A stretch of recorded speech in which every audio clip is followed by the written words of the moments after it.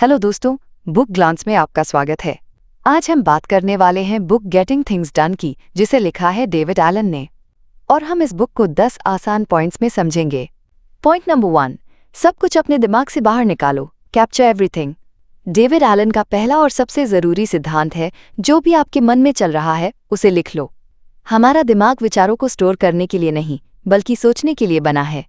अगर आप बार बार ये सोचते रहेंगे कि मुझे फ़ोन करना है, बिल भरना है, प्रेजेंटेशन बनानी है, तो दिमाग थकने लगता है और फोकस कम हो जाता है। मान लो आपने सोचा कि आपको अगले हफ्ते किसी दोस्त को बर्थडे विश करना है। अगर आप इसे कहीं लिख कर रख लेते हैं, जैसे नोटबुक या मोबाइल ऐप में, तो आपका दिमाग उसे दोहराता नहीं रहेगा और आप अन्य ज़रूरी कामों पर ध्यान दे सकेंगे। डेविड एलन इसे इनबॉक्स का नाम देते हैं, जहां हर वो चीज़ आती है जो आपका ध्यान खींचती है। चाहे वो विचार हो, कोई टास्क, कॉल या मीटिंग, सब कुछ पहले इस इनबॉक्स में डालो। ये आदत आपके दिमाग को हल्का बनाती है और तनाव कम करती है। इसलिए सबसे पहला कदम है अपनी जिंदगी की सारी अधूरी बातें, विचार, जिम्मेदारियां और प्लान्स एक जगह लिखना। चाहे वो डायरी हो, मोबाइल ऐप हो या व्हाइट बोर्ड, बस लिख लो। पॉइंट नंबर 2, स्पष्ट करो कि क्या करना है, क्लैरिफाई व्हाट इट मीन्स। जब आपके पास सभी टास्क इकट्ठा हो जाते हैं, तो अगला कदम है ये तय करना कि उनमें से हर एक का मतलब क्या है। क्या ये एक एक्शनेबल काम है? क्या इसे आपको करना है या किसी और को सौंपना है? मान लीजिए आपने लिखा कार सर्विस करवानी है। अब इसे स्पष्ट करने की ज़रूरत है। क्या आपको अपॉइंटमेंट बुक करना है? क्या सर्विस सेंटर पर जाना है? क्या कोई और इसे कर सकता है? अगर काम ऐसा है जो सिर्फ एक स्टेप में पूरा नहीं होता, तो उसे प्रोजेक्ट मानिए और अगले एक्शन पर ध्यान दीजिए। यानी अगला सीधा कदम क्या होगा?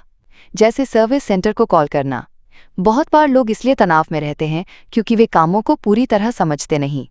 प्रेजेंटेशन बनानी है, ये बहुत बड़ा और अस्पष्ट काम है।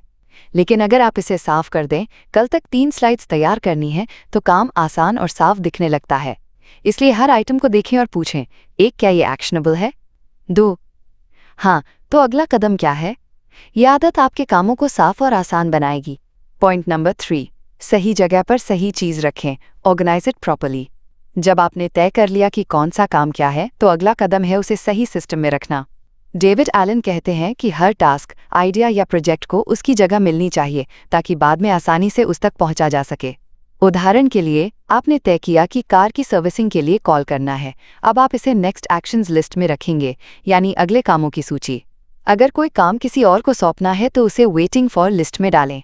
अगर कोई काम भविष्य के लिए है, तो समडे और मे बी लिस्ट में रखें। और अगर ये किसी तारीख पर करना है, तो कैलेंडर में डालें। जैसे ऑफिस में एक मीटिंग अगले सोमवार को है, तो वो कैलेंडर में जाएगी। पर अगर आपने तय किया है कि आप कभी जापान यात्रा करना चाहते हैं, तो वो मे बी लिस्ट में जाएगा।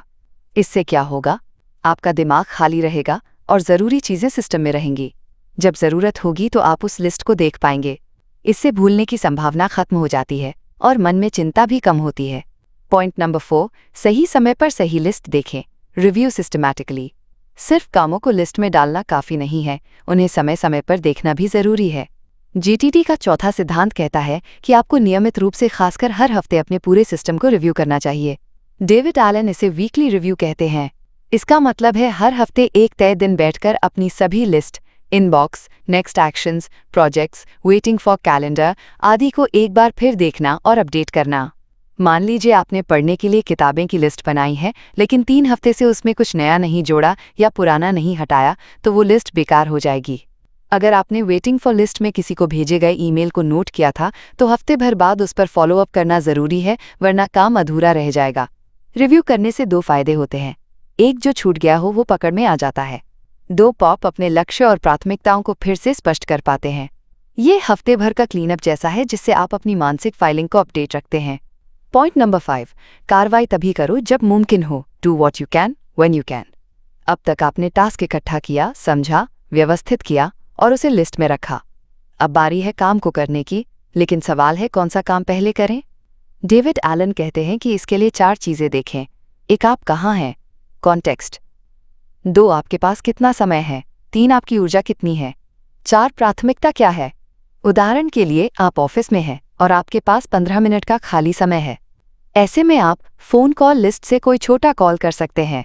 लेकिन अगर आप घर पर हैं और थक चुके हैं, तो कम ऊर्जा वाले काम जैसे ईमेल चेक करना बेहतर होगा। यह रणनीति आपको समय और ऊर्जा के अनुसार काम करने में मदद करती है। इससे आपका मन भी शांत रहता है और टालमटोल की आदत कम होती है। आप ये नहीं सोचते कि सबसे ज़रूरी काम क्या है, बल्कि जो संभव है उसे पहले करते हैं। जीटीडी में ये व्यवहारिक तरीका आपको बिखराव से बचाकर सही समय पर सही काम करने की आदत सिखाता है। पॉइंट नंबर 6, रेशियो 2 मिनट का नियम अपनाओ, the 2 minute rule. David Allen का एक बहुत ही मशहूर सिद्धांत है, अगर कोई काम 2 मिनट में हो सकता है तो उसे तुरंत कर दो। उसे लिस्ट में डालने या प्लान बनाने में जितना समय लगेगा उससे ज़्यादा समय आप उसमें ही लगा देंगे। उदाहरण के लिए, अगर आपको किसी को धन्यवाद ईमेल भेजना है और वो 2 मिनट में हो सकता है तो तुरंत कर दो। अगर आपको डस्टबिन बाहर रखना है तो उसे अभी कर दो। इससे आपकी लिस्ट छोटी रहेगी और तनाव भी कम होगा। 2 मिनट का नियम छोटे लेकिन ज़रूरी कामों को टालने से रोकता है। अगर हम हर छोटी चीज़ को बाद में करने के लिए रखते जाएं तो लिस्ट बहुत बड़ी हो जाती है और मन पर बोझ बन जाती है। इस नियम को अपनाने से आपको लगेगा कि आपने बहुत कुछ किया है और ये सफलता की भावना आपके अंदर ऊर्जा लाएगी। ये आदत आपकी गति बढ़ाएगी और आप लंबे समय में बड़े कामों के लिए फोकस बना पाएंगे। पॉइंट नंबर 7, एक प्रोजेक्ट को कई छोटे कामों में तोड़ो, break big tasks into small next actions. बहुत सारे लोग इसलिए काम टालते हैं क्योंकि टास्क बहुत बड़ा लगता है। जीटीडी में डेविड एलन कहते हैं कि किसी भी बड़े काम को नेक्स्ट एक्शन में तोड़ दो, यानी अगला एक छोटा सा स्पष्ट कदम क्या होगा।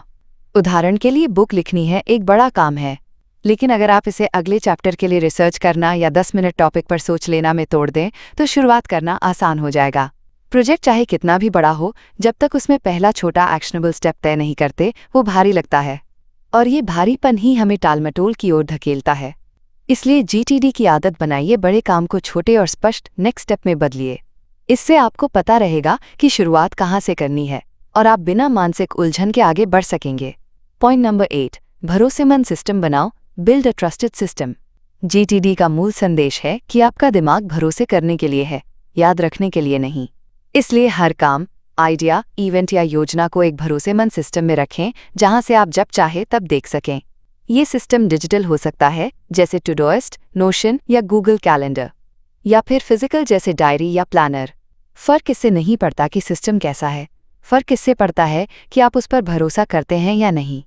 अगर आप बार बार कामों को याद रखने की कोशिश करेंगे तो दिमाग थक जाएगा, पर अगर आप जानते हैं कि सब कुछ आपकी लिस्ट या ऐप में सुरक्षित है तो मन शांत रहेगा और काम पर ध्यान लगेगा। उदाहरण, अगर आपने अगले हफ्ते की मीटिंग को गूगल कैलेंडर में लिखा है और आपने रिमाइंडर भी सेट कर रखा है, तो अब आप उसे भूलने की चिंता किए बिना अन्य ज़रूरी कामों पर फोकस कर सकते हैं।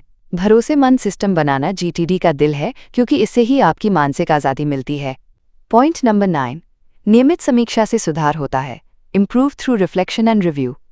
डेविड एलन बार बार इस बात पर जोर देते हैं कि सिर्फ प्लान बनाना काफ़ी नहीं है, आपको ये भी देखना होगा कि क्या काम कर रहा है और क्या नहीं।